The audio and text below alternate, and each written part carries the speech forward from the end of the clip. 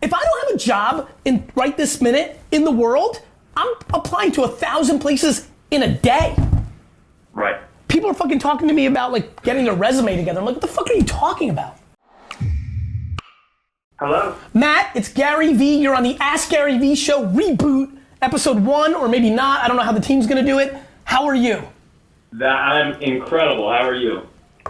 Matt, I'm so good. I have good news. In your Wikipedia one day, it will say that you were the first caller on the Ask GaryVee reboot episode 1 show. What do you think about that? This is crazy. I was just watching you on LinkedIn, and I'm like in my car, like off the car today, so I'm moving my car while simultaneously talking to you. I love it, brother. What's your question? So my question is, I just recently moved to New York City back in August, and I've been working as an executive assistant at a scaffolding company, and so I'm really just trying to get kind of my feet under me and find a place to be, because that job recently moved from Brooklyn to Staten Island, so I'm looking for somewhere else to be. And so my question is, how do I stand out in the interview process? I see. A couple ways. Everybody fucks up interviews because they fake. Because they try to conform to the job instead of tripling down on who they are. So in a world where everyone's reverse engineering the judge and they're giving answers they think, you should see people come to me when they interview with me. All they do is regurgitate shit that I've put out on the internet thinking I'm gonna like it when I can sense they're full of shit. Right. So you need to be 100% you, and it's a numbers game. I don't understand how people don't understand this. Send 5,000 resumes on LinkedIn and Instagram DM to the 5,000 places you want to work, AKA the 39 places you want to work, and every single person that can make a decision in those companies. Bro, this is a great opportunity. Like, if you just move back and you're in this predicament, this is your chance to actually take, how old are you? I'm 22. Even better.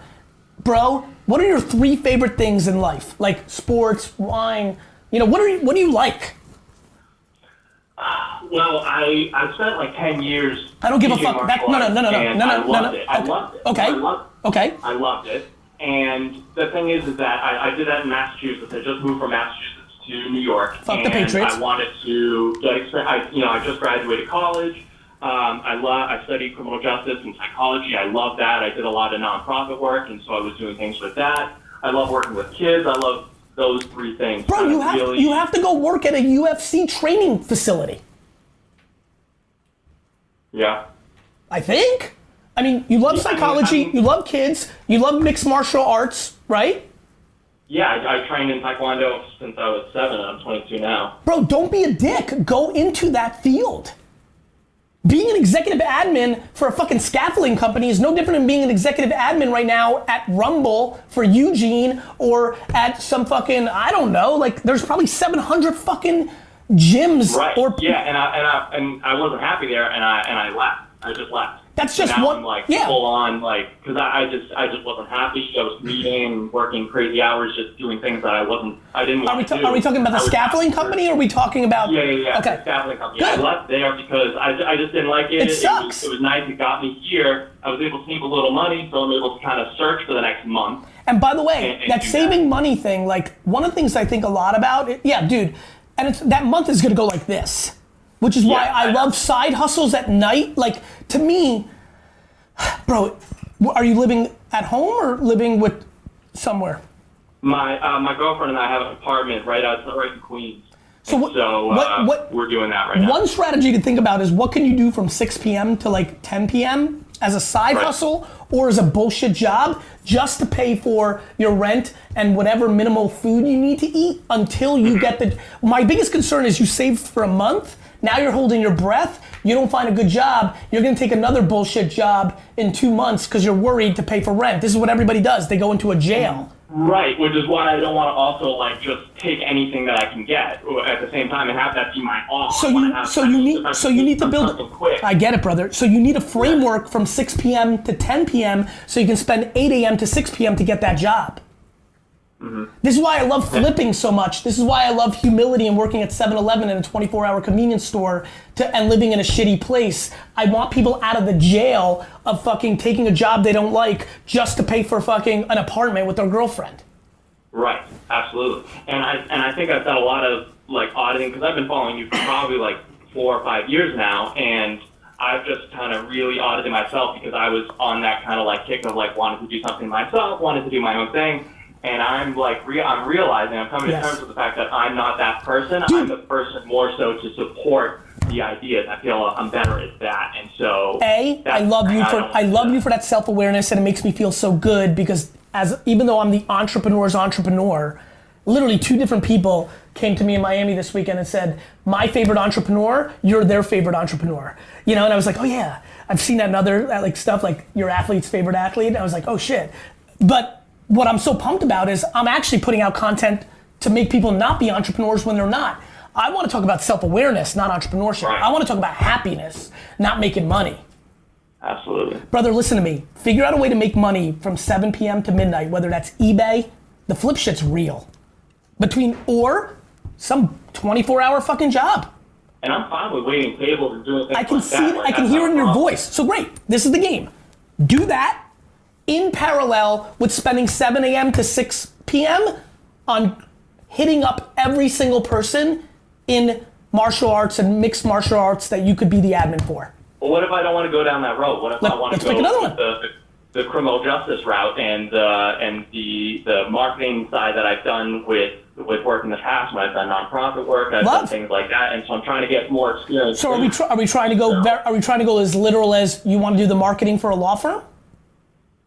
Maybe that's what I'm very much in the realm of like wanting to taste things. Good. That Here's the good news. I'm applying to real estate stuff. I'm applying to administrative work and a lot of. Why real estate? Trying to get experience.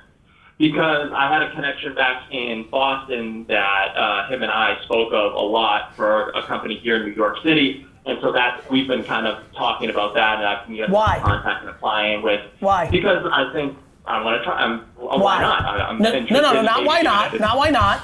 Not why not. Why not's a shit answer. Why?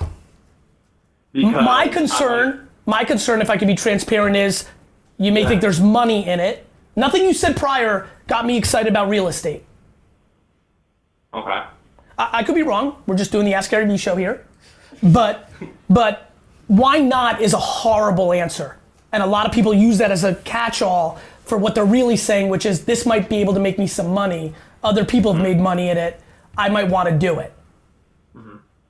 Well, I respected the guy who spoke to me, and the connection I made back in when I was living in Massachusetts, and the value that he projected was being in that position when people are in the real estate situation when they're trying to. It's the company itself. I don't know if I mentioned the company. You can do whatever the fuck you want. Go ahead. Okay. They're basically trying to redefine the scumminess of the industry, and I've always been a supporter of trying to, cut the bullshit out and cut all that out and be, the best person in that field, whether it's like doing the good thing for that field. And so that's why. Look, that's the first seed of something where, okay, you're going to use a very macro point of view to justify why. I respect a lot of people. I don't want to do that thing for the majority of my life. Right.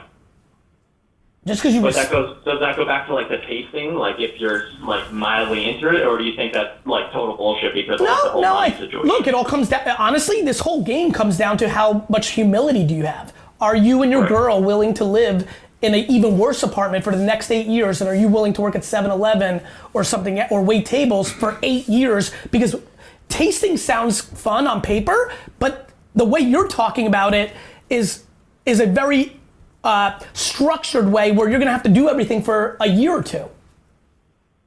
So you're gonna taste 4 things in 8 years. Whereas if somebody's really willing to go humble, doesn't have a significant other, is willing to live on couches, they could be rogue as fuck because they have no expenses. You put yourself in a jail, you have rent. Right. You have a mental jail of the perception potentially of not being able to afford that rent and having to live with your parents or somebody else that may look bad to your girl and or everybody around you. You're creating a jail. Right. So that limits your tasting ability to maybe 4 things in 8 years. Right. Do you have the humility and patience to step back at the age of 30 and saying, okay, I've done criminal justice, real estate, mixed martial arts, and sports cards because I'm into it, and say, fuck, I don't like any of them. Do you have the ability to double down to 35? That is fucking mental fucking power that the far majority of people don't have, and I don't want to impose my mental prowess on others, which is why I want to talk through this in an articulate way to bring as much value to as many people as possible, predicated on how I roll. Right. Now, there's a lot of things you can do with that information.